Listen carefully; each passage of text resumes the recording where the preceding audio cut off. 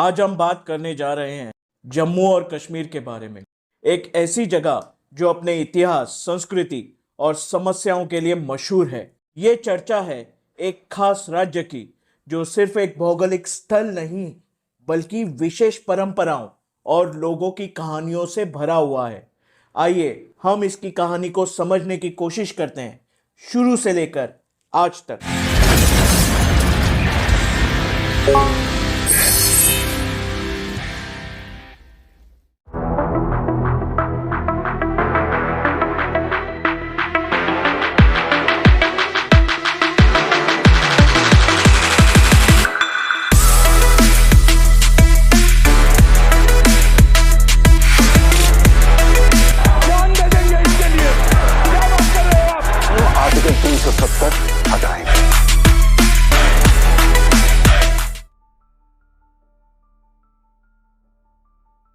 Jammu and Kashmir एक ऐसा reason है जो अपने गहरे इतिहास और कल्चरल सिग्निफिकेंस के लिए जाना जाता है। ये क्षेत्र अलग अलग डायनेस्टीज के द्वारा समय के साथ प्रोग्रेस हुआ है। इसका प्राचीन इतिहास मौर्य और गुप्ता एम्पायर्स के समय से शुरू होता है, जब ये ज्ञान और स्पिरिचुअलिटी का महत्वपूर्ण केंद्र बन गया था। कश्मीर अपने अनोखे कॉन्ट्रीब्यूशंस के लिए जाना जाता है, जिसे प्राचीन ग्रंथ रजत रंगिनी में मेंशन किया गया है। मौर्य साम्राज्य ने यहाँ गवर्नेंस की बुनियाद रखी, जबकि गुप्ता साम्राज्य ने इस क्षेत्र को कल्चरल और इकोनॉमिक रूप से समृद्ध बनाया।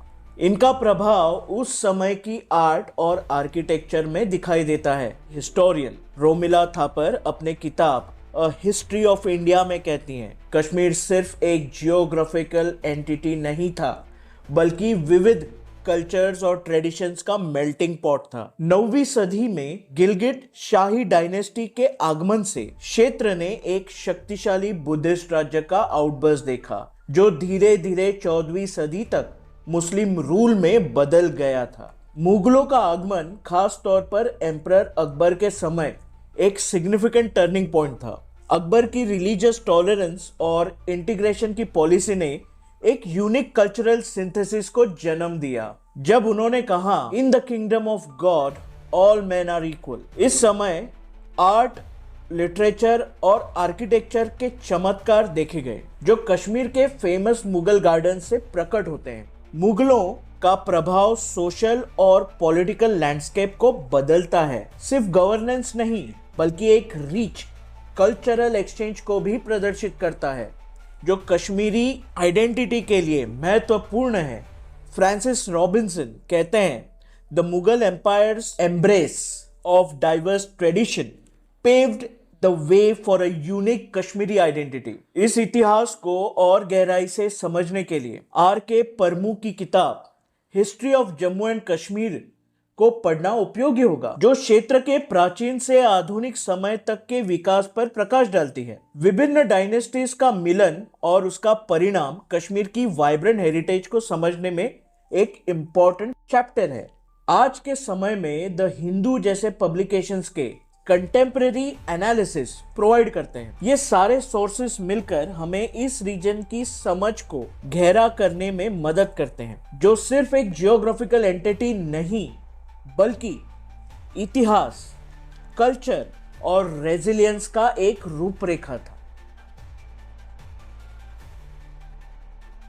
1947 में भारत की पार्टीशन के बाद जम्मू एंड कश्मीर का एक्सेशन एक इंपॉर्टेंट और कंट्रोवर्शियल घटना बन गई। पार्टीशन के समय जब ब्रिटिश इंडिया दो नए डोमिनियंस इंडिया और पाकिस्तान में बंट गया, तो इस घटना ने क्षेत्र में भारी असर डाला। महाराजा हरि सिंह, जो उस वक्त जम्मू एंड कश्मीर के शासक थे, महाराजा ने पहले न्यूट्रलिटी का रास्ता अपनाया, लेकिन जब पाकिस्तानी रेडर्स ने क्षेत्र पर आक्रमण किया, तो इस सिचुएशन में उन्होंने 26 अक्टूबर 1947 को इंस्ट्रूमेंट ऑफ एक्सेशन साइन किया, जिसमें उन्होंने अपने राज्य को भारत के साथ मिलाने का फैसला किया। उन्होंने कहा, I am merging my state with India, believing that I have to protect my people. ये एक्सेशन एक ऐसा अरेंजमेंट था जिसमें महाराजा ने भारत सरकार को सिर्फ डिफेंस, फॉरेन अफेयर्स और कम्युनिकेशंस की जिम्मेदारी थी। Legal expert AJ. नूरानी कहते हैं, इंस्ट्रूमेंट ऑफ एक्सेशन का साइन होना एक लीगल फ्रेमवर्क बनाता है, लेकिन इसके इम्प्लीमेंटेशन में बहुत सी कॉम्प्लेक्सिटीज जन्म दिया। एक्सेशन के बाद 17 अक्टूबर 1947 को जम्मू एंड कश्मीर को भारत के साथ ऑफिशियली मिलने के बाद इस क्षेत्र में पॉलिटिकल और सोशल टेंशन्स कभी कम नहीं हुए।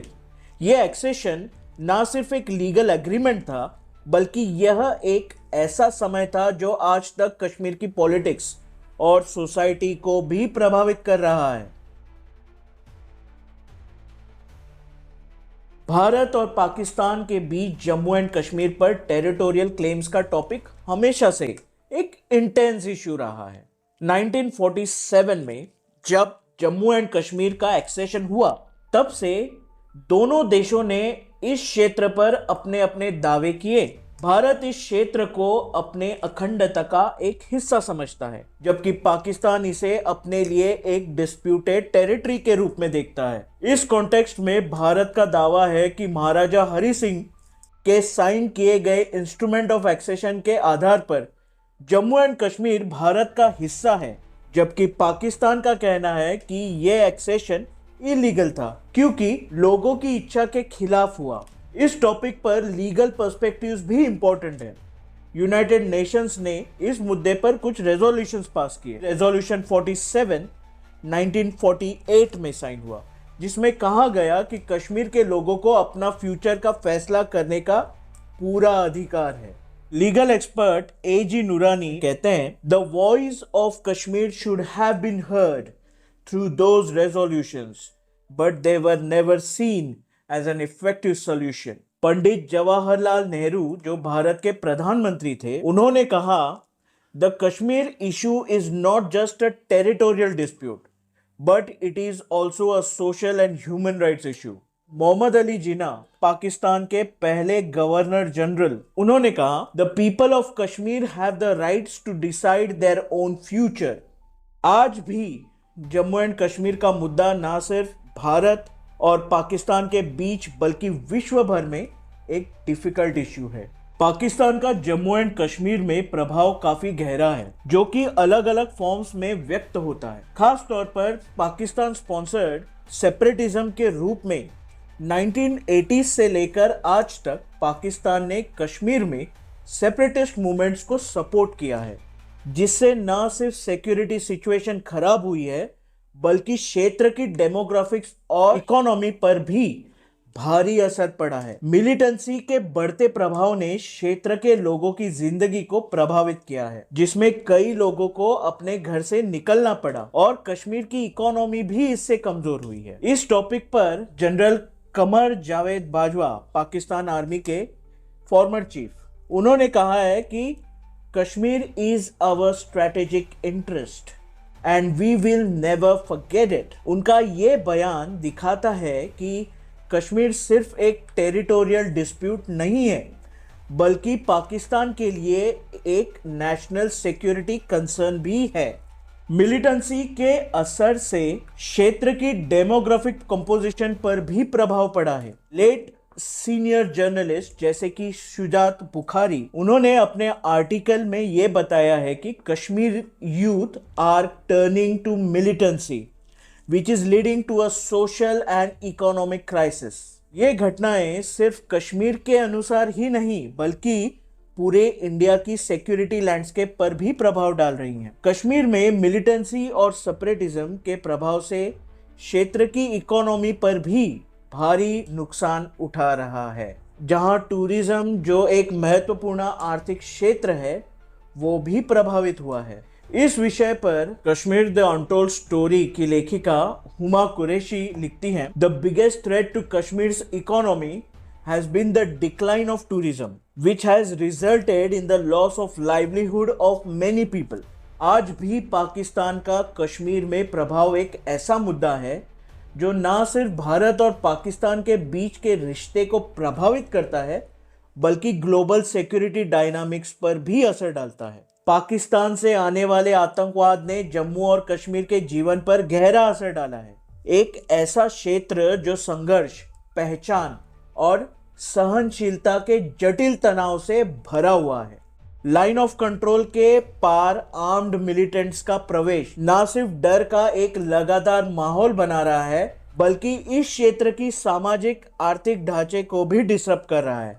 लेफ्टिनेंट जनरल केजेएस ढिल्लों, जो इंडियन आर्मी के श्रीनगर बेस्ड 15 कॉर्प्स के फॉर्मर जेओसी, उन्होंने कहा, youth are being turn into terrorist by external forces, which is a matter of serious concern for the future of our society।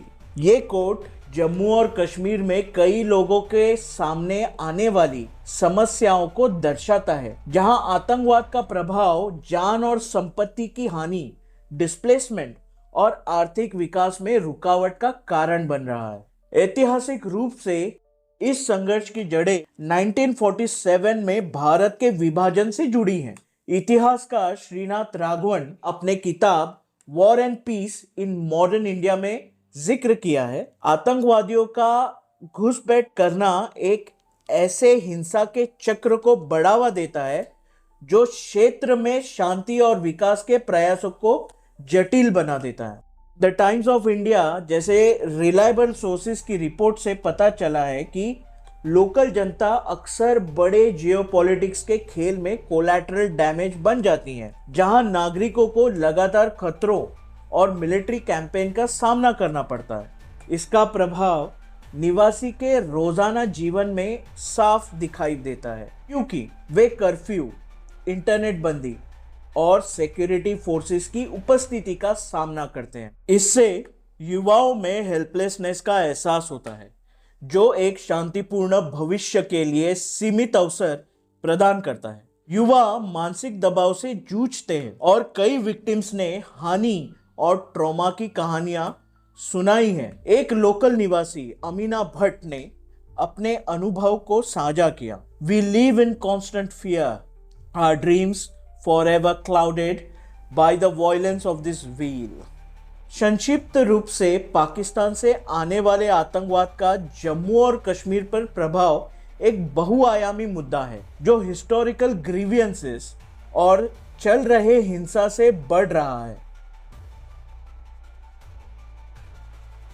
Article 370 का गठन 17 अक्टूबर 1949 को हुआ था, जो जम्मू एंड कश्मीर को विशेष अधिकार और ऑटोनॉमी प्रदान करता है। यह आर्टिकल इस क्षेत्र की पॉलिटिकल और सोशल स्ट्रक्चर को सुरक्षित रखता था, जिससे लोकल गवर्नेंस और कल्चरल आइडेंटिटी को संरक्षित किया जा सके। इसका उद्देश्य था कि जम्मू एंड कश्मीर के लोग अपने क्षेत्र की सरकार और नियंत्रण पर अधिकार रख सके। ये एक ऐसे समय में इम्प्लीमेंट हुआ जब भारत ने अपने नए संविधान को लागू किया और जम्मू एंड कश्मीर के एक्सेशन को भी सुरक्षित किया। आर्टिकल 370 का रिवोकेशन 5 अगस्त 2019 को हुआ, लेकिन इस प्रक्रिया के दौरान कई टेक्निकल इश्यूज ने कॉम्प्लिकेट किया। आर्टिकल 370 ने जम्मू एंड कश्मीर को विशेष ऑटोनॉमी दी थी, जो इस प्रदेश की कॉन्स्टिट्यूशनल फ्रेमवर्क का एक महत्वपूर्ण हिस्सा था।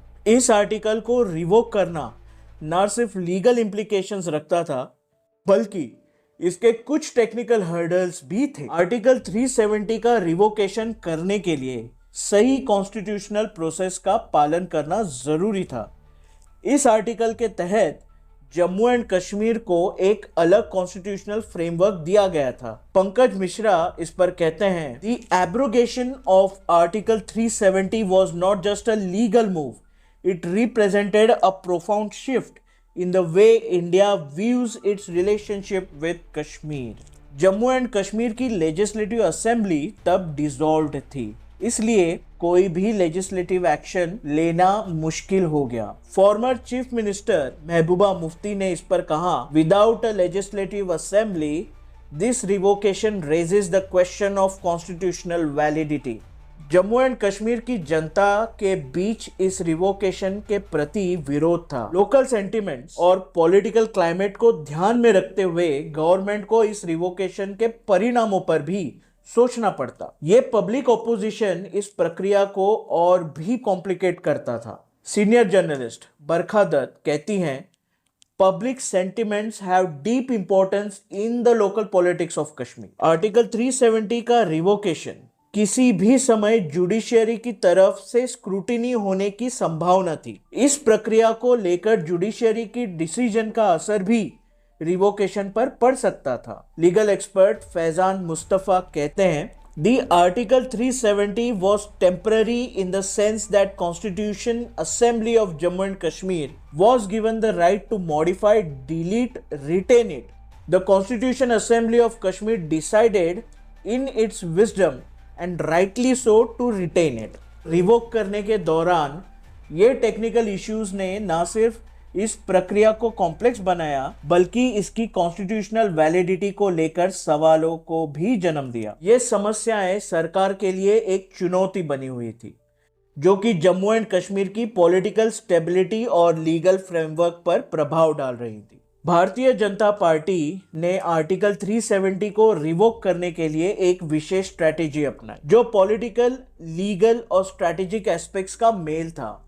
इस रिवोकेशन का प्रयास 5 अगस्त 2019 को किया गया और इसके पीछे का प्रोसेस और प्लानिंग बहुत ही सोची समझी हुई थी। बीजेपी ने रिवोकेशन को अपने पॉलिटिकल एजेंडा का एक महत्वपूर्ण हिस्सा बनाया। पार्टी का यह मानना था कि आर्टिकल 370 ने जम्मू एंड कश्मीर को अलग रखने की सोच को बढ़ावा दिया था जो उनके विकास के लिए रुकावट बन रहा था। अमित शाह, होम मिनिस्टर, उन्होंने कहा जम्मू एंड कश्मीर को इंडिया के साथ फुल्ली इंटीग्रेट करना जरूरी है। ये चेंज नेशनल यूनिटी और सिक्योरिटी के लिए नेसेसरी था। इशू को इलेक्टोरल कैंपेन्स का हिस्सा बनाकर नेशनल इंटीग्रेशन और डेवलपमेंट की तरफ ध्यान केंद्रित किया। लीगल पर्सपेक्टिव से बीजेपी ने एक विशेष प्रोसीजर फॉलो किया।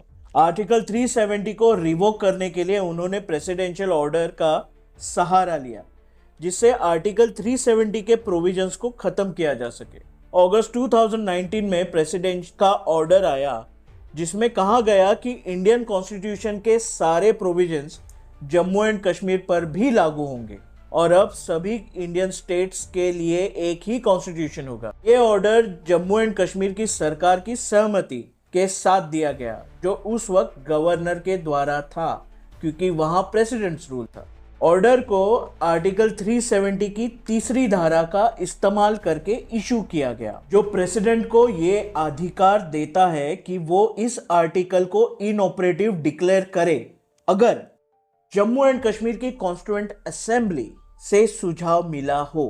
लीगल इश्यू से बचने के लिए प्रेसिडेंट ने आर्टिकल 370 की पहली धारा का इस्तेमाल किया जिसमें उन्होंने constituent assembly of the state को legislative assembly of the state से बदल दिया जबकि स्टेट की लेजिस्लेटिव असेंबली सस्पेंड हो चुकी थी। ऑर्डर में कहा गया कि लेजिस्लेटिव असेंबली का हर रेफरेंस जम्मू एंड कश्मीर के गवर्नर से संबंधित होगा जो सेंट्रल गवर्नमेंट द्वारा अपॉइंट किए जाते हैं। इसके बाद इंडियन होम मिनिस्टर ने राज्यसभा में एक रेजोल्यूशन इंट्रोड्यूस किया ताकि प्रेसिडेंट को आर्टिकल 370 को इनऑपरेटिव डिक्लेयर करने में जरूरी रिकमेंडेशंस मिले। 5 अगस्त 2019 को राज्यसभा में इस प्रपोजल पर डिबेट हुई और इसे 125 वोट्स के साथ पास किया गया। 6 अगस्त लोकसभा ने रीऑर्गेनाइजेशन बिल को 370 वोट्स के साथ पास किया। इस प्रकार जम्मू एंड कश्मीर का स्पेशल स्टेटस खत्म कर दिया। इस प्रकार से बीजेपी ने यह प्रदर्शित किया कि यह रिवोकेशन सरकार के पास संवैधानिक अधिकार है। लीगल एक्सपर्ट माधव कोसला कहते हैं BJP has effectively used constitution for this revocation which is their strategic move. BJP की इस रिवोकेशन के पीछे की स्ट्रेटेजिक मोटिव्स में यह भी शामिल था कि उन्होंने जम्मू एंड कश्मीर को बाकी देश के साथ जोड़कर नेशनल इंटीग्रेशन की भावना को मजबूत करने की कोशिश की। इस रिवोकेशन से उन्होंने ये दिखाया कि उनका मकसद एक यूनाइटेड इंडिया है।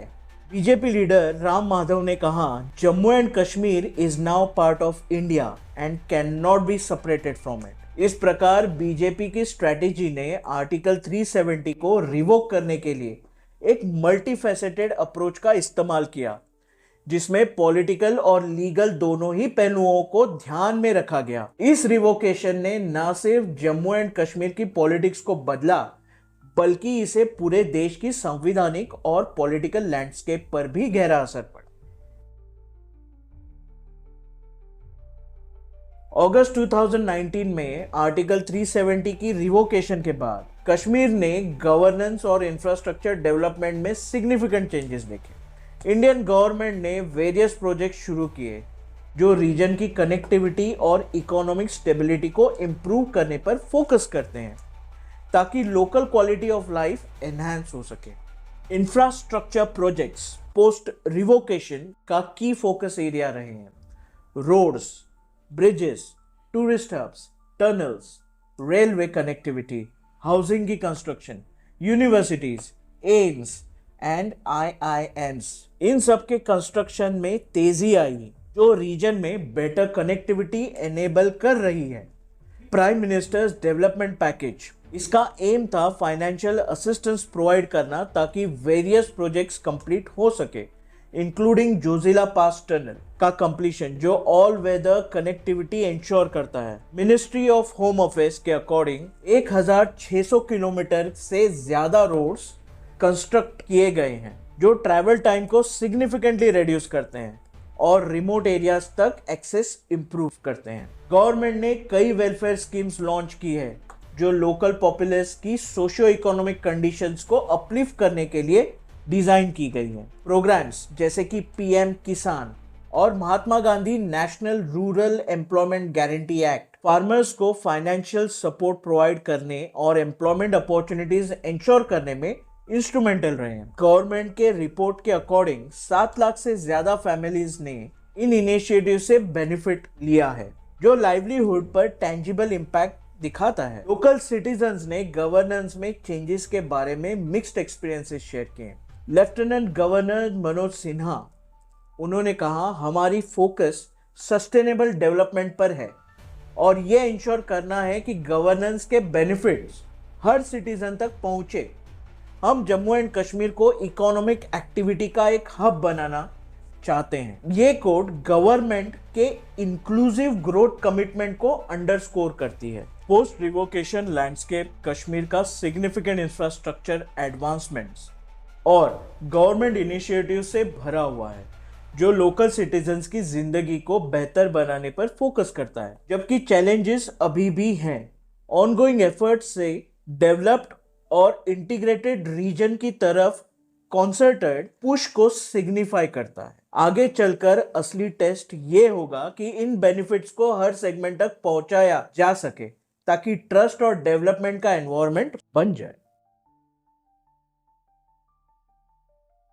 पाकिस्तान ऑक्यूपाइड कश्मीर POK ने जम्मू एंड कश्मीर में आर्टिकल 370 की रिवोकेशन के बाद डेवलपमेंट्स पर अपने रेसिडेंट से कई तरह के रिएक्शन देखे। POK के कई रेसिडेंट्स अपने काउंटर पार्ट्स के लिए संवेदना और एकता का एहसास करते हैं। इन चेंजेस को इंडियन गवर्नमेंट के पॉलिटिकल कंट्रोल का एक्सटेंशन समझते। POK के रेसिडेंट्स ने JNK में हुई चेंजेस पर अक्सर एप्रीहेंशन से रिएक्ट किया है। कई लोग इस रिवोकेशन को कश्मीरीज के राइट पर एक इन्फ्रिंजमेंट के रूप में देखते हैं। POK में मीडिया कवरेज भी पब्लिक ओपिनियन को शेप करने में एक महत्वपूर्ण रोल अदा करती है। लोकल न्यूज़पेपर्स और टीवी चैनल अक्सर इंडियन गवर्नमेंट की पॉलिसीज के एडवर्स इम्पैक्ट्स को हाईलाइट करते हैं। डॉन में एक प्रमुख आर्टिकल ने कहा, the situation in Kashmir remains a pressing issue and we stand in solidarity with people of J&K who are facing challenges in their autonomy। ये पर्सपेक्टिव POK में प्रिवेलेंट है, जहां मीडिया अपने आप को कश्मीरीज के राइट्स की एक आवाज के रूप में पेश करता है। इसके अलावा पब्लिक डेमोन्स्ट्रेशंस और रैलीज आम है, जहां रेसिडेंट्स ऑर्गेनाइज प्रोटेस्ट के जरिए J&K के साथ अपने संवेदना को व्यक्त करते हैं। POK का J&K के डेवलपमेंट पर रिस्पॉन्स एक complex relationship of empathy, concern and political engagement को दर्शाता है। रेसिडेंट्स इन चेंजेस को उनके राइट्स ऑफ फ्रीडम पर ब्रॉडर चैलेंजेस के रूप में देखते हैं। कंसिस्टेंट मीडिया कवरेज इन कंसर्न्स को एम्पलीफाई करता है। पीओके के लोगों के बीच एक कलेक्टिव कॉन्शियसनेस को फोस्टर करते हुए जैसे जैसे सिचुएशन इवॉल्व होती है, पीओके से आने वाले आवाज कश्मीर के फ्यूचर पर ऑन गोइंग डिस्कोर्स में गूंजती रहती है। कश्मीर की हालात को समझने के लिए 1990 के दशक में मिलिटेंसी के पीक पर इसकी अवस्था और आज की स्टेबिलिटी का कंपैरेटिव एनालिसिस जरूरी है। जब मिलिटेंसी अपने चरम पर थी तब कश्मीर के लोगों को हर तरफ से चिंता और असुरक्षा का सामना करना पड़ता। आज हालांकि कुछ चैलेंजेस अभी भी हैं, लेकिन रीजन ने काफी स्टेबिलिटी और पीस की तरफ कदम बढ़ाया है। 1990 के दशक में कश्मीर में मिलिटेंसी के वजह से जीवन काफी प्रभावित हुआ था। इस समय लोकतांत्रिक प्रक्रिया और विकास पर भारी प्रभाव पड़ा, जिसे भयंकर वायलेंस और अनरेस्ट का माहौल बना। एलिस्टर लैम्ब वो कहते हैं, during the peak of militancy Kashmir was engulfed in violence, leading to a breakdown of civil order and an atmosphere of fear among local population. इस समय के दौरान लोकल कम्युनिटीज अपने घरों से भगाए गए और बहुत से लोगों की जिंदगी मुश्किल भरी बन गई। आज जम्मू एंड कश्मीर के हालात में काफी सुधार हुआ है। गवर्नमेंट ने इंफ्रास्ट्रक्चर डेवलपमेंट और सोशल वेलफेयर स्कीम्स को प्रायोरिटाइज किया है, जिससे लोगों का जीवन सुधर रहा है। लेफ्टिनेंट गवर्नर मनोज सिन्हा ने इस पर कहा है, we have given a new opportunity to Kashmiris and our focus is to ensure that every person gets facilities. ये स्टेटमेंट इस बात को दर्शाता है कि गवर्नमेंट ने स्टेबिलिटी और डेवलपमेंट को प्राथमिकता दी है। सैयद अली शाह गिलानी एक प्रसिद्ध सेपरेटिस्ट लीडर, उन्होंने कहा, although some peace has come, it should always be remembered that the real problem of the people needs to be solved. Amit Shah union minister of home affairs भी इन चेंजेस पर प्रकाश डालते हैं। उन्होंने एक पार्लियामेंट्री स्पीच के दौरान कहा था, जम्मू एंड कश्मीर का विकास कभी भी नहीं हो सकता जब तक वहां के लोगों को आर्टिकल 370 और आर्टिकल 35A का फायदा दिया जा रहा था, और हमारे लिए ये जरूरी था कि वहां के लोगों को असली विकास मिले और उन्हें सभी देश के कानून का फायदा हो। ये विचार इस बात को दर्शाता है कि स्टेबिलिटी का होना एक प्रोसेस है, ना कि एक अंत।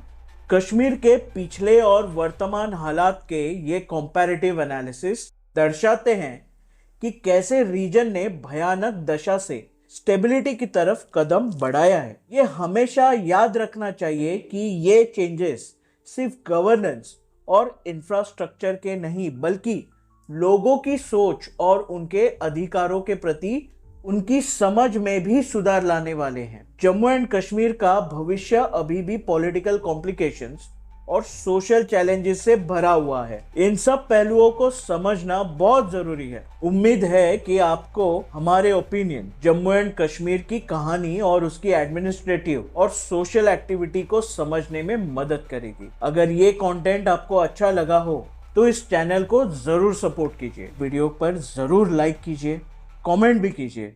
इस चैनल पर बने रहने के लिए आप सबका बहुत धन्यवाद।